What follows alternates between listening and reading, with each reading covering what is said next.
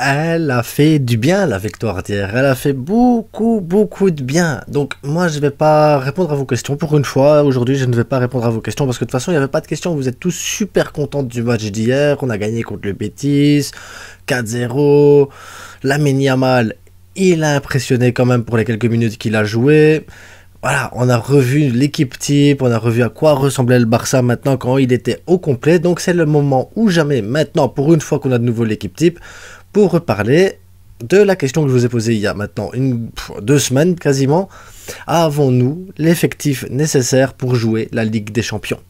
Et donc, je vais profiter de la bonne humeur de tout le monde pour tuer l'équipe. C'est totalement cohérent parce que je suis quelqu'un d'extrêmement cohérent, c'est comme ça, c'est tout. Je ne sais pas quoi vous dire d'autre là-dessus, je suis très très cohérent. Je profite que vous êtes contents pour démolir l'équipe.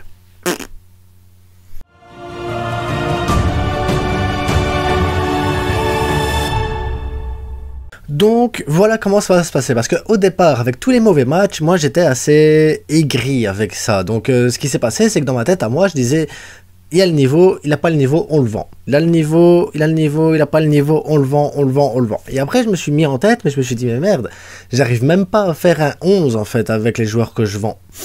Oui. Donc on va partir sur plusieurs catégories. On va mettre niveau Ligue des Champions, parce que eux peuvent jouer la Ligue des Champions. Niveau championnat, parce que voilà, pour moi, ils ont le niveau pour jouer le championnat espagnol et après, peut-être, pour certains, évoluer dans la catégorie Ligue des Champions, mais au fur et à mesure des années, voilà. Ensuite, il y a le niveau prêt, ça veut dire que on peut pas les vendre parce que voilà, ça serait peut-être gâcher un peu leur talent ou gâcher peut-être un potentiel futur avec ces joueurs-là. Et ensuite, il y a ceux qu'on vend parce que voilà, ras-le-bol, on les vend, c'est tout. On ne sait rien faire d'autre avec eux. Donc voilà comment ça se trouve. 4 catégories. Et comme ça, au fur et à mesure, on va voir. Et comme ça va nous permettre de nous dire qu'est-ce qui nous manque à quel poste. Évidemment, je pars dans la théorie où on joue en 4-2, en 3-2-2-3 ou on joue en 4-3-3. Après, le 4-3-3 modifié, tout ça, bref, vous connaissez la façon maintenant. Donc, on va se mettre comme si c'était Xavi l'entraîneur. Donc, c'est toujours Xavi l'entraîneur et ça sera, à mon avis, Xavi l'entraîneur la saison prochaine. On va analyser l'effectif pour la Ligue des Champions, analyser l'effectif pour le championnat, voir où il va manquer des joueurs et tout ça. Et dans la prochaine vidéo, à ce moment-là, en fin de vidéo, je vous poserai déjà une question pour la prochaine vidéo. Et comme ça, je vais utiliser un peu ce que vous pensez et peut-être vous contrarier comme d'habitude, parce que j'aime bien vous contrarier. J'ai cette sensation que j'aime bien être contrarié en fait. Donc voilà. Et on part sur une vidéo toute tranquille, tout bien, toute zen. Et pour ça, je me suis dit que j'allais aller sur Transfermarkt pour faire l'effectif. Comme ça, on va regarder en même temps la valeur des joueurs et allons-y. Donc on va pas traîner, on y va. On commence par Marc-André Ter Stegen. Lui à le niveau Ligue des Champions. Je vais pas préciser pourquoi, je pense qu'on le voit, les clean sheets, le leadership, le gars, il défend, il protège, c'est un super gardien, donc Ter Stegen, Ligue des Champions. Ensuite, Iñaki Peña et Arnaud Tenas, je les prends tous les deux en même temps, donc pour moi, Iñaki devrait être prêté. Pas parce qu'il est mauvais ou quoi que ce soit, mais parce que je pense que la saison où il a joué au Galatasaray la saison passée, lui avait fait beaucoup de bien. Et il peut devenir peut-être un grand gardien de but. Mais pour ça, il faut qu'il joue plus souvent. Donc pour moi, je mettrais Iñaki Peña en prêt, simplement. Ou le vendre avec option d'achat. Mais du moins, moi, ici, les ventes avec option d'achat derrière, on va considérer ça comme prêt. Donc Iñaki en prêt. Et je fais passer Tenas en gardien numéro 2. Et en gardien numéro 3, je refais remonter un joueur, un gardien d'équipe B, quoi. Ou équipe juvénile, ou peu importe. Mais voilà, pour moi, Iñaki partirait à ce moment-là en prêt. Ensuite, on va passer à la défense. Donc, Ronald Araujo, on va pas débattre. C'est le meilleur défenseur du monde. Araujo, c'est le niveau Ligue des Champions. Et à mon avis, pour la défense, ça va souvent être ça. Ensuite, Jules Koundé. Jules Koundé, en défenseur central. Et là, le niveau Ligue des Champions également. Mais en défenseur central. Si maintenant on met Koundé défenseur droit, c'est le niveau championnat. Et pas championnat Real Madrid ou non, niveau championnat Betis, Valladolid et tout ça. Mais tu peux pas jouer avec Koundé à droite. Donc Koundé, et moi je vais considérer que Koundé, son poste réel, c'est défenseur central, comme ils le mettent dans Transfermarkt. Donc Koundé, niveau Ligue des Champions. Ensuite, Christensen, on est d'accord que Christensen, franchement, c'est la recrue de c'est la recrue de l'année. C'est la recrue de l'année pour moi, au-dessus de Robert Lewandowski, au-dessus de n'importe qui d'autre. Pour moi, Christensen, c'est défenseur central et c'est un joueur Ligue des Champions. Ensuite, on a Eric Garcia. Eric Garcia, pour moi, doit aller en prêt. Il doit aller en prêt, Eric Garcia. Parce que maintenant, on a Inigo Martinez qui va arriver. On a Marcos Alonso qui est là, que j'espère qu'il sera peut-être vendu. On verra bien aussi, parce que ça se discute peut-être pour Marcos Alonso. Mais en tout cas, Eric Garcia, c'est bouché. En milieu défensif, moi, j'y crois pas. Parce que voilà, on a besoin d'un joueur niveau Ligue des Champions pour le statut de milieu défensif. Donc pour moi, Eric Garcia doit partir en prêt. Voilà, tout simplement en prêt, pas de vente, parce qu'il y a un potentiel derrière, mais je pense qu'il doit absolument jouer plus de clubs. Maintenant, en prêt, on peut l'envoyer en prêt à Osasuna, tu peux l'envoyer en prêt au Betis, parce que voilà, tu peux l'envoyer en prêt à Séville, parce que Séville a un problème de défenseur central. Tu peux même l'envoyer en prêt dans des clubs anglais et tout ça, où ça va le faire travailler aussi le physique et tout ça. Mais pour moi, voilà, Eric Garcia, c'est un prêt, pas une vente, parce qu'il y a énormément de potentiel derrière. Maintenant, il faut qu'il travaille. Il faut vraiment qu'il travaille. Et après, si le prêt se passe pas bien parce qu'il y a un truc, ben là, il faudra le vendre. Ça va pas de souci. Pas le choix. De toute façon, il a une valeur de 12 millions. Voilà, on le vendra pas plus de 10 millions de toute façon. Donc autant qu'il parte en prêt, et s'il prend de la valeur, tant mieux. Alejandro Balde, Ligue des Champions. Ligue des Champions, Balde. Balde, je voulais que je vous dise, le garçon, c'est le futur Golden Boy. C'est le futur Golden Boy. Je l'annonce. Vous l'aurez vu ici en premier, ici sur cette chaîne, vous l'aurez vu en premier. Balde, futur Golden Boy. Ensuite, Marcos Alonso. Je le vends. Je le donne. Même s'il y avait une catégorie donnée, je le mets là. Hop, Marcos Alonso, donné. Hop, à la brocante, le garçon. Ensuite, Jordi Alba, je le vends. Oui, je le vends aussi, Jordi Alba. Après, on pourrait me dire, oui, mais il a le niveau championnat. Oui, il a le niveau championnat, mais il a un salaire de fou. Un salaire de fou. Il faut le vendre. Il bloque. Sergi Roberto, il a le niveau de Retafe. Je le vends. Voilà, Sergi Roberto, c'est un point d'interrogation, moi, ce joueur. Je ne sais pas ce qu'il fait au Barça, je ne comprends toujours pas ce qu'il fait au Barça, et je ne comprends pas. Sergi Roberto, je ne comprends pas. Maintenant, Sergio Busquets. Alors, Sergio Busquets, mon petit papy à moi, il a le niveau championnat. Oui, pas Ligue des Champions, mais championnat.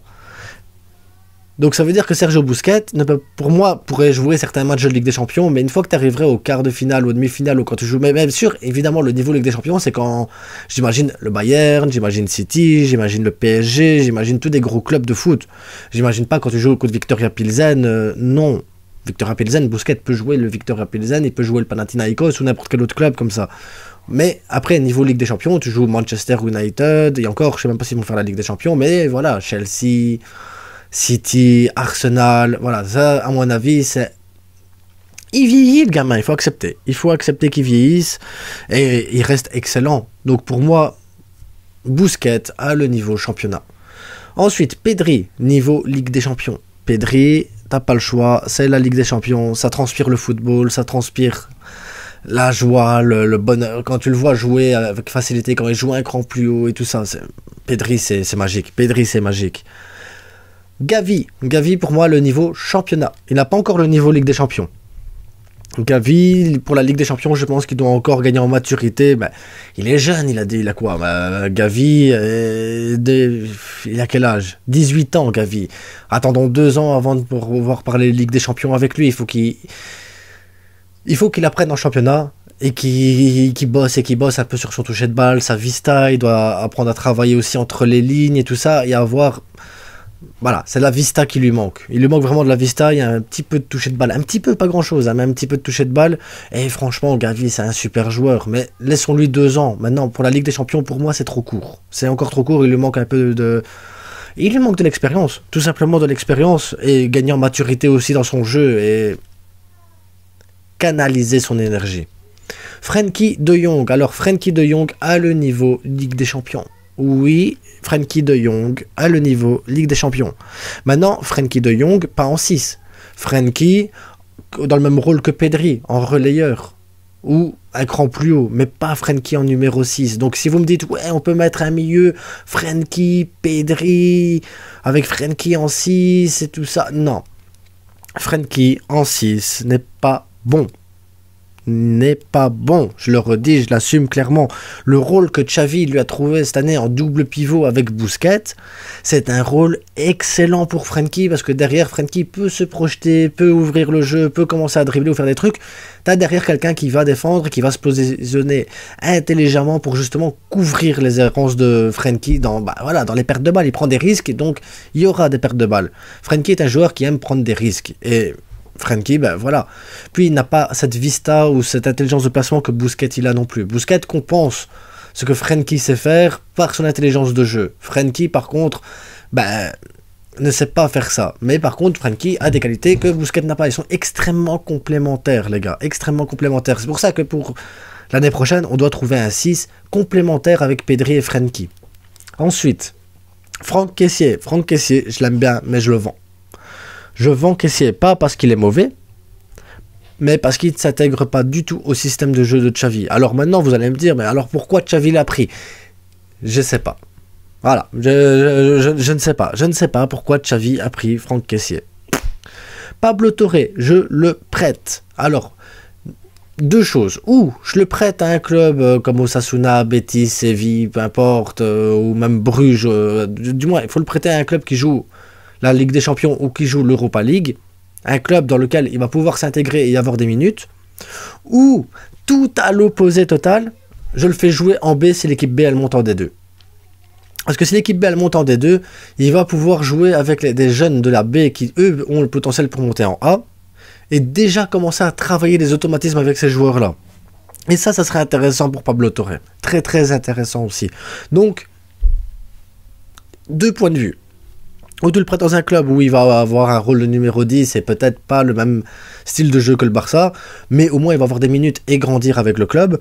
Ou derrière, le Pablo Torre, tu le mets avec l'équipe B et là il a le temps de s'intégrer correctement au système Barça, à la Masia et tout ça, jouer en division 2 et pouvoir à un moment donné, comme il rentre dans le groupe du Barça, qu'il est formé avec le Barça, avec les jeunes du Barça, il va avoir ses automatismes directs quand il va arriver avec l'équipe 1 parce que c'est le même style de jeu. Rafa Marquez fait un super boulot avec ça.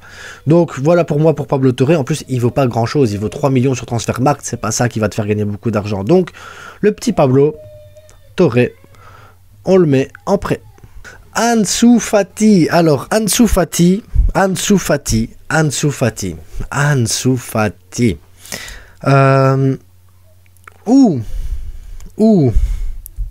Là, j'ai une hésitation parce que je me dis, Ansu Fati, ou tu le vends 100 millions, ou tu le prêtes, et c'est tout. Mais une offre en dessous de 100 millions, non. Vous allez me dire, mais t'es fou, qui va mettre 100 millions pour Ansu Fati? Des tas de clubs mettraient 100 millions pour Ansu Fati. Ansu Fati, il a 20 ans, il est jeune, il y a un potentiel de fou derrière. C'est un très très bon joueur, il nous a montré des belles choses avant sa blessure, il nous a montré beaucoup de reste. Maintenant, Ansu Fati doit gagner des minutes de jeu et de la confiance, mais il peut pas gagner de la confiance dans un Barça comme celui-là où on commence déjà pour moi il est déjà dépassé par rapport à ce qui se passe autour de lui, par rapport à tout son numéro 10, à son père, voilà, les circonstances sont mauvaises pour lui. Donc pour moi Ansu Fati, ou tu le prêtes, ce qui serait pour moi peut-être une bonne chose, mais après il faut voir où tu le prêtes, ou derrière tu le fais jouer, tu le vends. Mais 100 millions, un Tottenham là pour remplacer Harry Kane qui va partir. Harry Kane va partir à un moment donné, il ne peut pas rester à Tottenham, c'est pas possible. Mais Ansu Fati, en Angleterre, 100 millions, je pense qu'il y a moyen. Donc moi je le vendrais direct, Fati. Et puis sa valeur marchande actuellement elle est à 35 millions, mais voilà, on sait bien comment ça va les valeurs marchandes. Il n'y aura pas de souci. Kessié il en vaut 28, le Barça il le vendra bien 15. C'est comme ça. C'est l'offre, la demande. Mais Fati, pour moi, on le vend. On le vend. Pour 100 millions, on le vend. Il n'y a pas de souci avec ça. Ensuite, Ferran Torres, on le vend. J'aime bien Ferran. J'aime sa manière de bouger. J'aime bien ça. Mais je pense que le Barça, c'est un cran trop haut pour lui. C'est vraiment un cran trop haut pour lui. C'est un joueur dynamique, c'est un joueur intelligent, c'est un joueur qui sait trouver les espaces, c'est un joueur qui sait apporter énormément dans un effectif. Il apporte énormément dans l'effectif. dans sa manière de bouger, de distribuer et tout ça. Mais c'est pas le profil qu'on a besoin au Barça actuellement. On a besoin de joueurs qui peuvent tuer dans la surface. Et c'est ce qui manque au Barça, des joueurs qui tuent dans la surface. On voit bien avec Robert Lewandowski qui est un tueur habituel et il a du mal. Il nous faut des joueurs beaucoup plus décisifs que ça. Donc, pour moi, Ferran Torres, on le vend. Et j'espère pour lui qu'il trouve un club, mais un club, allez, Arsenal, des clubs qui jouent, allez, qui jouent au minimum les 5 premières places d'un championnat, d'un gros championnat, parce qu'il a le potentiel pour le faire, il a le potentiel pour le Barça, mais je pense que cette pression que le Barça y met aux joueurs est très très très négatif quand même pour les joueurs, et je pense que c'est beaucoup de poids sur les épaules. Et pour moi, Ferran ne rentre pas dans la catégorie des joueurs qui ont les épaules pour maintenir ce statut. C'est tout. Ousmane Dembélé. Ousmane Dembélé est une équation très compliquée. Parce que Ousmane Dembélé en forme, c'est un niveau Ligue des Champions. Oui, Ousmane Dembélé en forme à le niveau Ligue des Champions et est même l'un des top 3 ailiers au monde. Oui, mais c'est 4 mois par an. Alors, est-ce qu'il sera au top les 4 mois où on a besoin de lui, ça veut dire de février ou pendant la qualification, ou est-ce qu'il sera au top une fois qu'on sera éliminé de la Ligue des Champions jusqu'au moment où on reprenne l'Europa League? Ouais. Donc Ousmane Dembélé, c'est un niveau Ligue des Champions. Mais en même temps, tu peux pas compter sur lui. Donc, moi, je vais mettre Ousmane Dembélé en niveau championnat, parce que pour la Ligue des Champions, tu as besoin de joueurs qui seront là, tout simplement, qui seront là. Dembélé, donc, je le mets en niveau championnat pour Dembélé. Et ouais, ça fait pas grand-chose au niveau championnat, mais en même temps, je suis désolé, hein, Dembélé, c'est vraiment le top 3 meilleur ailier du monde. Hein. Il est au-dessus de énormément de joueurs, mais il est toujours, t'as toujours l'impression qu'Ousmane Dembélé revient de blessure. C'est bizarre, c'est comme ça, mais voilà. Ensuite, on a Rafinha. Pour moi, Rafinha a le niveau Liga. Oui, pour moi, Rafinha n'a pas le niveau Ligue des Champions. Et pour une seule raison, c'est que Rafinha, s'il veut avoir le niveau Ligue des Champions, on doit absolument acheter un latéral droit. Un défenseur droit mais qui monte, style Arnaud Martinez ou bref, vous voyez un peu le style, le joueur qui peut monter, déborder sur le flanc, couvrir et tout ça. Si tu as ce genre de joueur, à ce moment-là, il n'y a pas de souci. Rafinha a le niveau Ligue des Champions parce qu'il y a une complémentarité, il y a quelqu'un pour le soutenir, il y a des joueurs pour combiner et tout ça. Maintenant, si tu n'as pas ça, Rafinha a le niveau Liga. Donc actuellement, on n'a pas de défenseur droit de haut niveau. Donc pour moi, Rafinha pour le moment a le niveau Liga. C'est tout. Et de toute façon, vous voyez bien, hein, une fois que Rafinha il joue en Ligue des Champions, il n'apporte pas la même chose qu'en Liga. C'est tout. J'ai rien contre Rafinha, mais dans le style de jeu actuel, Rafinha ne permet pas de jouer la Ligue des Champions. Ensuite, on a Robert Lewandowski, niveau Ligue des Champions. Et en même temps, en Ligue des Champions, contre les gros clubs, il n'a pas performé. Alors maintenant, vous allez me dire, oui, mais contre les grosses équipes en Ligue des Champions, on n'avait pas l'équipe type. On l'a eu contre le Bayern en première mi-temps, et je reste bloqué sur cette image-là, de ces deux actions qu'il a ratées contre le Bayern en première mi-temps, match aller à Munich, où normalement tu dois sortir de la première mi-temps avec 2-0. 2-0, tu dois finir 0-2 à la première mi-temps. Tu tues le Bayern sur ça, tu écrases le Bayern en deuxième mi-temps, parce que le Bayern ne se relèverait pas de ça. Pas le Bayern de Nagelsmann, jamais il l'aurait fait. Donc, pour moi, Robert Lewandowski, du haut de ses 34 ans, bientôt 35 parce que c'est en août, a le niveau Liga. Oui, maintenant, mais j'ai décidé de tuer les joueurs, je suis désolé. J'ai décidé d'être strict. On peut pas dire Robert Lewandowski a le niveau Ligue des Champions. Le Robert Lewandowski d'il y a 2 ans, 3 ans, 4 ans ou 5 ans a le niveau Ligue des Champions. Mais le Robert Lewandowski qu'on a eu cette année n'a pas le niveau Ligue des Champions. Il a un très très bon niveau pour jouer à la Liga, il a un très bon niveau pour tuer des actions devant le goal, pas de souci. Et encore, hein, regardez hier contre le Betis, hein, il peut t'en mettre 2 ou 3, hein, le joueur. Le Robert Lewandowski, il a 2-3 ans, te met 3 buts hier contre le Betis, hein, il te met un triplé. Mais le contrôle de balle trop long, un contrôle de balle de trop, des mauvaises décisions, un peu de fort maladroit devant le goal. Le Robert Lewandowski qu'on a cette année n'a pas le niveau Ligue des Champions, il a un niveau Liga. Ensuite, on a fini avec l'effectif des joueurs qui sont actuellement au Barça. Maintenant, on va parler des joueurs qui sont en prêt et qui vont rentrer. Donc, Clément Lenglet, on le vend. Oui, Je ne veux plus de l'anglais chez nous. Pour moi, Clément Lenglet, il doit être vendu. Sergino Dest, qui n'est même pas inscrit pour la Ligue des Champions avec Milan tellement qu'il est bon. Alors ceux qui me disent, ouais, mais il aurait fait du bien. Non, le joueur, il n'est pas assez intelligent pour jouer dans des équipes comme celle-là. Vous mettez Sergino Dest je sais pas moi, une équipe qui monte, une petite équipe ou une équipe de milieu de tableau ou un truc ainsi, vous le mettez à Villarreal à la place de Foyt, et encore je suis même pas sûr il aurait sa place.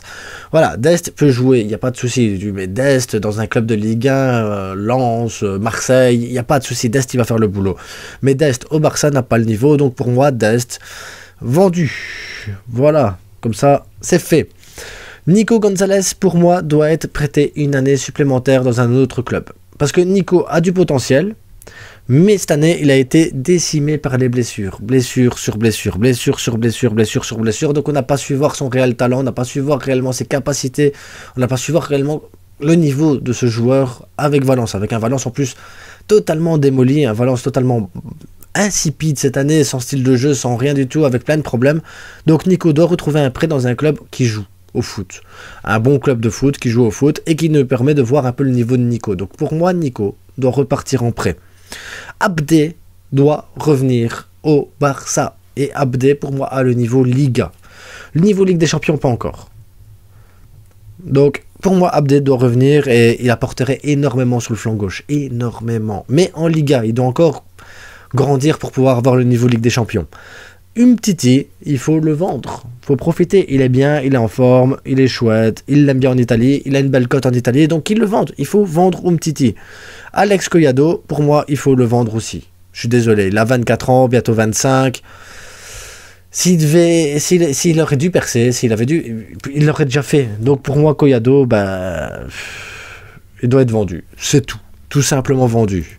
Ensuite, on a les jeunes du Barça B qui ont joué cette année avec nous, qui ont joué avec l'équipe 1.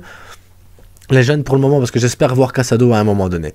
Donc, Lamine Yamal, pour moi, doit monter en équipe B, parce qu'il n'est même pas encore en équipe B. Vous êtes déjà là en train de vous enflammer. Ouais, nouveau Messi, c'est un génie, il apporte déjà plus que n'importe quel autre joueur, il a de l'audace et tout. Il est rentré dans un match où tu gagnais 4-0, où l'équipe était à 10 contre 11, où les joueurs ont joué pour qu'ils puissent justement toucher la balle et apporter des trucs. Il a montré des belles choses et tout ça. On a senti que voilà, il avait les épaules, on sent qu'il a les épaules pour ça, il n'avait pas de stress, il a joué comme dans son jardin, il a joué comme à l'entraînement, il n'y avait pas de souci pour lui. Xavi l'a fait rentrer au meilleur moment possible pour qu'il soit justement dans de bonnes conditions, mais il doit jouer avec l'équipe B, de la même manière avec Pablo Torre.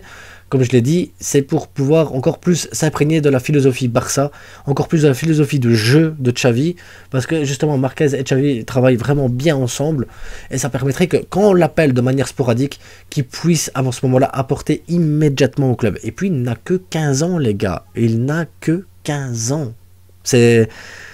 Laissez-le tranquille, laissez-le grandir tranquille, mais pour moi voilà, ce joueur-là doit partir rentrer en équipe B, tout simplement. Et je vais créer une catégorie équipe B. Alex Garrido. Alors Garrido, pour moi, il a le niveau Liga. Il a déjà le niveau Liga. On ne l'a pas encore vu réellement jouer. Mais pour moi, il doit jouer un peu plus avec l'équipe A. Il doit être intégré au groupe de l'équipe A pour jouer un peu plus dans les matchs. Garrido doit monter dans l'équipe 1. Pas parce qu'il serait titulaire, non, mais dans l'équipe 1 pour pouvoir grappiller des minutes de jeu et tout ça et pour pouvoir travailler. Ou alors, pareil, hein, équipe B une nouvelle fois, mais c'est parce que voilà, pour moi, Garrido doit jouer un peu plus. Avec l'équipe 1, je pense qu'il a fait le tour avec l'équipe B parce que ça fait un moment, voilà. Équipe 1, c'est tout. Alarcon, pour moi, doit être prêté. Et je le vois bien prêté à Bruges, par exemple. Un style comme ça, tu vois. Un style d'équipe où Alarcon, il pourrait s'exprimer. C'est Bruges, Ajax, Feyenoord, peu importe. Hein, mais du moins, une équipe qui joue au football, une équipe qui n'a pas trop de pression, mais qui joue quand même les hauts tableaux dans son championnat, mais pas dans le Big Five ou le Big Four. Pas dans les 4 meilleurs championnats du monde, mais du moins dans juste la catégorie en dessous. Vraiment la catégorie en dessous, où vraiment il peut se développer et travailler. Chadi Riyad, pour moi Chadi Riyad doit rester en B.